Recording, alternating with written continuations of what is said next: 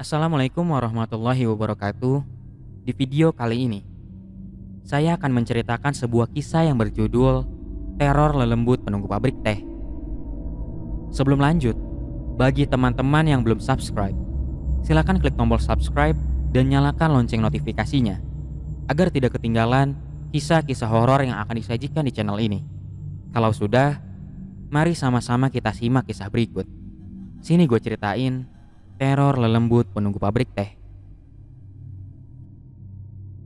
Kisah horor ini pernah dirasakan oleh salah satu karyawan pabrik yang bernama Dea. Nama tersebut telah kami samarkan untuk menjaga privasi narasumber. Dan kisah horornya ini merupakan latar belakang mengapa Dea selalu berpikir untuk resign dari pekerjaannya. Pertama kali dia diterima bekerja di pabrik teh ini adalah di pertengahan tahun 2022. Ia diterima sebagai administrator dengan percobaan kontrak selama 6 bulan dan ada opsi perpanjangan bahkan sampai dipermanenkan. Pabrik di mana dia bekerja sendiri berdiri di salah satu kawasan industri yang berada di Kabupaten Bekasi. Lokasi yang sama di mana ia tinggal. Tapi siapa yang sangka bahwa perusahaan di mana dia bekerja adalah lokasi yang begitu banyak aktivitas gaib di dalamnya. Bahkan baru juga 1 bulan bekerja, dia sudah merasakan banyak hal-hal mistis dan ganjil di sana. Yang paling sering adalah melihat sekelebatan hitam, serta suara-suara misterius yang muncul tiba-tiba. Bahkan acap kali, dengan mata kepalanya sendiri, Dea sering melihat beberapa barang yang bergerak dengan sendirinya, seperti cangkir yang bergeser atau lembaran dokumen yang membalik sendiri. Seakan-akan para lelembut sedang memberitahu kepada Dea bahwa mereka ada di sana. Dan para lelembut di sana pun bersikap adil. Bukan hanya dia saja yang diganggu, tapi rekan kerja Dea yang lain pun ikut diganggu pula. Tentu banyak dari mereka yang ketakutan hingga berteriak histeris saat mengalami hal janggal tersebut. Termasuk pula dengan Dea. Dan rasanya memang maklum jika kita akan takut dengan hal-hal demikian. Nah, dari banyaknya pengalaman mistis di sana, pengalaman pertama yang paling seram bagi Dea adalah saat ia sedang berjalan di lorong menuju ruang kerjanya. Jadi ceritanya, waktu itu kira-kira jam 5 sore. Banyak dari rekan kerjanya yang sudah pulang. Dea sendiri pun sebenarnya sudah pulang. Bahkan ia sudah duduk di atas jok motor suaminya yang datang menjemput. Tapi saat merogoh isi tas, Dea tidak menemukan catatan yang diberikan oleh sang atasan. Lalu dengan sigap, ia turun dari motor dan kembali berjalan menuju ruang kantor untuk mengambil catatan si bos yang sepertinya ketinggalan di meja kerja. Karena kebanyakan pegawai kantor sudah pada pulang, kondisi di sana menjadi sepi. Lampu-lampu di dalam gedung pun belum dinyalakan. Hingga lorong menuju ruang kantor kala itu agak meredup cahayanya. Lalu saat Dea berjalan di lorong yang membelok, di ujung lorong sana, Dea melihat ada seorang perempuan sedang berjalan. Langkahnya pelan, dengan wajah menunduk tertutup oleh rambutnya yang panjang. Pakaiannya pun terlihat lusuh dan kotor. Arah jalannya berlawanan dengan Dea pula. Jika dia ingin menuju arah utara, maka sosok itu berjalan menuju selatan. Harusnya mereka akan berpapasan sebentar lagi. Tapi sebelum itu terjadi, tiba-tiba saja sosok itu membanting arah jalannya ke kanan, lalu menembus tembok. Dia pun hanya bisa mengucap istighfar melihat kejadian itu. Jika pengalaman horor dia barusan sudah terbilang menakutkan, maka kejadian rekan kerja dia yang satu ini akan berkali-kali lipat jauh lebih gila lagi. Rekan Dea yang satu ini bernama Nia. Tentu, nama itu sudah kami samarkan pula. Nia adalah rekan kerja Dea di satu departemen yang sama. Ia pernah mengalami hal horor saat bekerja lembur. Waktu itu, semua rekan kerja Nia sudah pulang, kecuali Dea yang juga ikut lembur bersamanya karena mengaudit data perusahaan yang harus rampung secepatnya. Saat mereka berdua berjibaku dengan data-data yang jelimet seperti semut sedang berkerumun, tiba-tiba saja Nia ingin buang air kecil. Kala itu, Waktu sudah menunjukkan pukul 8 malam. Nia pun tahu bahwa perusahaan di mana ia bekerja memang banyak hal mistis di dalamnya. Menyadari itu, ia pun berinisiatif mengajak Dea untuk ikut menemaninya menuju toilet. Tapi dengan wajah serius, menghadap layar komputer, dia pun berkata, "Tahan dulu sebentar Mbak Nia. Tanggung ini. Kalau diselak, nanti aku harus ngumpulin semangat lagi buat nerusin auditnya," ucap Dea yang sedang fokus. Lalu dengan wajah menahan kebelet, Nia pun berucap, "Ayo Mbak Dea, aku udah kebelet banget ini. Tapi aku takut kalau sendirian. Ayo buru, keburu bocor." Tapi sekali lagi, dia pun menolaknya halus dengan berkata, "Sebentar Mbak, tahan 5 menit lagi. Aku lagi ngerjain bagian paling sulitnya ini. Kalau ditunda, nanti aku kagok." Merasa tak tahan, Nia pun akhirnya nekat. Sebelum pergi, ia bertutur kepada Dea, "Ah kelamaan, aku udah gak kuat," ucapnya cepat. Lalu Nia mulai berjalan tergesa-gesa menuju toilet. Kondisi gedung kantor memang terlihat terang oleh banyaknya lampu yang menyala. Tapi meski demikian, Nia sadar bahwa lorong yang saat ini ia susuri terasa begitu sunyi. Kala ia mengintip ruang departemen lain saat berjalan, Nia tidak bisa menemukan siapa-siapa di sana. Ia melihat banyak ruangan yang sudah kosong melompong. Jika dalam kondisi normal, mungkin ia akan mulai bergidik ketakutan saat ini. Tapi berhubung sekarang ia sedang menahan rasa kebelet, Nia pun akhirnya bisa bersikap cuek. Karena yang terpenting baginya kini adalah menuju toilet dengan segera, lalu melepaskan rasa ingin buang air kecilnya secepat mungkin. Hanya itu yang ada di dalam benak Nia. Tak lama kemudian, Nia pun sampai di depan pintu toilet. Saat ini pun, tangan kanannya sedang memegang gagang pintu. Dan kala suara dari pintu yang terbuka mulai terdengar, tiba saja, ia berteriak keras dengan raut wajah penuh ketakutan. Dalam waktu sekejap, Nia pun jatuh pingsan. Suara teriakan Nia barusan akhirnya mengundang banyak orang datang ke sana, termasuk Dea yang berada di dalam kantor.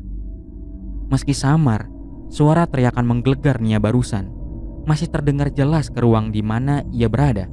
Spontan, dia pun langsung berlari menuju toilet wanita.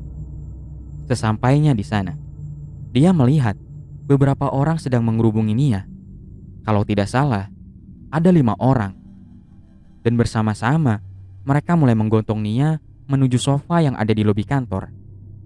Butuh sekitar 20 menit untuk Nia siuman. Dan saat ia terbangun, Nia pun mulai bercerita mengapa ia sampai teriak dan jatuh pingsan. Kepada semua orang yang berada di sekelilingnya, Nia pun bercerita, "Tadi pas aku buka pintu toilet, aku ngeliat kuntilanak merah lagi melotot. Mukanya serem. Kulit wajahnya kayak ngelupas, terus ngeluarin darah." Tutur Nia menceritakan apa yang sebenarnya terjadi kepada dirinya. Mendengar penjelasan Nia barusan, dia pun merasa bersalah karena enggan menemaninya tadi. Ia pun sempat meminta maaf kepada Nia. Untungnya, Nia pun tidak menyalahkan Dea atas kejadian tersebut. Tapi semenjak kejadian itu, Nia semakin paranoid jika harus lembur lagi. Jika pengalaman Dea melihat sosok yang menembus tembok belum ada apa-apanya dibanding dengan Nia yang melihat sosok kuntilanak merah, maka pengalaman Dea yang satu ini mungkin akan menjadi pengalaman paling mengerikan dibanding dengan apa yang Nia rasakan tadi. Ini adalah kisah horor terseram kedua Dea yang pernah ia rasakan saat bekerja di perusahaan itu. Waktu kejadiannya adalah setelah habis maghrib. Kala itu, Dea melakukan kesalahan input data yang akhirnya membuat Dea terjebak di dalam perusahaan lebih lama. Kala semua rekannya sudah pulang, Dea justru masih berjibaku dengan data-data yang harus ia revisi ulang. Tapi sekitar pukul 6:30 malam, akhirnya revisian Dea pun selesai. Kini ia hanya perlu membuat salinan datanya dalam bentuk hard copy atau dalam bentuk berkas utuh. Tapi sayang, printer di ruang kantornya sedang macet sedari kemarin. Jadi mau tidak mau, dia harus mencetak salinannya ke ruang fotokopi yang berada di lantai 2. Dea tahu bahwa suaminya sudah datang menjemput sedari jam 6 tadi. Sang suami pun memang sedang menunggu Dea di luar. tidak ingin membuat suaminya menunggu lebih lama. Dengan langkah cepat, dia pun berjalan menuju ruang fotokopi yang berada di lantai 2. Ia ingin segera menyelesaikan pekerjaannya, lalu lekas pulang. Jam setengah 6 sore saja, biasanya gedung kantor mulai sepi karena para pegawai yang sudah pulang. Jadi kala dia berjalan menuju lantai 2 di jam setengah 7 malam seperti ini, ia hanya akan menemukan keheningan di sekelilingnya, juga ditemani oleh hawa dingin di sekitarnya. Iya, posisi di mana dia berada sekarang bernuansa seperti itu. Hening, sunyi dan dingin. Benar-benar sepi. Dia pun sangat sadar bahwa saat ini situasinya terasa sangat mencekam. Tapi, mau bagaimana lagi? Salinan dokumen itu harus sudah siap dan berada di atas meja bosnya besok pagi. Jadi dengan keberanian yang seadanya, dia terus menyusuri lorong menuju lantai 2 dengan menahan rasa takut. Sesampainya ia di sana, dia mulai menyalakan fitur Bluetooth di mesin fotokopi. Lalu ia mulai mengirim berkas dalam bentuk PDF via ponselnya. Dan dia melakukan itu semua dengan perasaan yang was-was, karena situasi di sekitarnya yang terasa mencekam. Meski samar, dia pun mulai mencium bau wangian minyak. Ia tidak tahu bau apa itu dan dari mana bau itu berasal. Tapi karena tidak begitu peduli, dia pun mengabaikannya. Dan saat dia sedang menunggu mesin fotokopi mencetak berkas, sebuah kejutan pun muncul. Mesin fotokopi itu tiba saja macet. Kejadian itu pun sempat membuat dia kesal. Ia pun berkata, "Astagfirullahaladzim, kenapa sih tiba-tiba rusak? Jangan bercanda ya ampun, lagi buru-buru ini," tutur dia dengan penuh rasa jengah. Lalu dengan kemampuan seadanya, dia pun mulai mengecek mesin fotokopi itu semampunya. Mulai dari menekan beberapa tombol, menggebuk-gebuk pelan badan mesin, sampai membuka kap mesin fotokopi untuk melihat ke dalam. Dia pun sampai harus jongkok untuk mengecek mesin yang tiba-tiba saja macet. Sementara dia yang sedang jongkok mengecek mesin, tiba-tiba saja indera penciumannya mulai mencium aroma yang tidak sedap. Bau wewangian minyak yang tadi ia cium tiba-tiba saja berubah menjadi bau busuk seperti bangkai sekarang. Sembari mengendus, dia pun bergumam, "Bau apa ini? Kok busuk banget baunya?" ucapnya sembari mengernyitkan dahi. Lalu saat dia berpikir, ia merasakan sebuah sentuhan dari belakang. Terasa seperti ada yang menyentuh bagian punggungnya. Dia pun mulai menaruh curiga. Situasi yang hening dan dingin, ditambah pula tercium aroma busuk yang datang tiba-tiba. Dan baru saja punggungnya terasa seperti disentuh oleh seseorang. Semua hal itu akhirnya membuat dia mulai bergidik saat ini. Lalu dengan posisinya yang sedang jongkok, dia pun berinisiatif melirik ke belakang lewat kolong kakinya. Tapi dia tidak menemukan siapa-siapa di sana. Dan saat situasi mencekam itu terjadi, anehnya, dia kembali merasakan sebuah sentuhan di punggungnya barusan.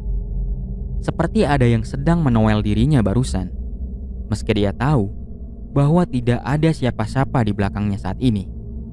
Tahu apa yang sebenarnya terjadi, dia pun mulai berdiri tegap. Dengan langkah tergesa, ia pun mulai berjalan miring keluar ruangan dengan wajah meringis ketakutan.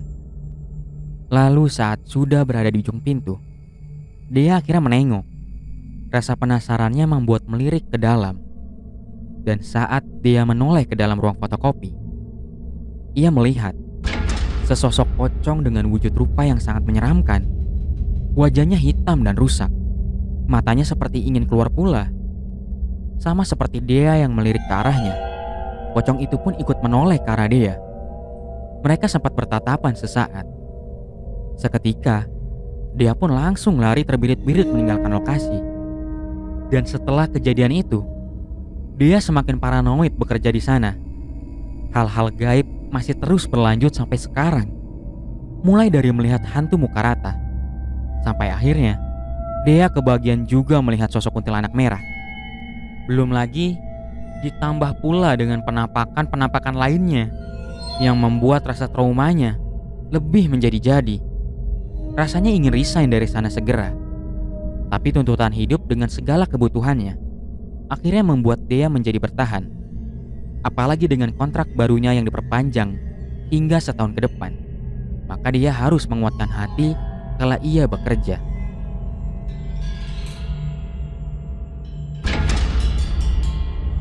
Terima kasih sudah menonton.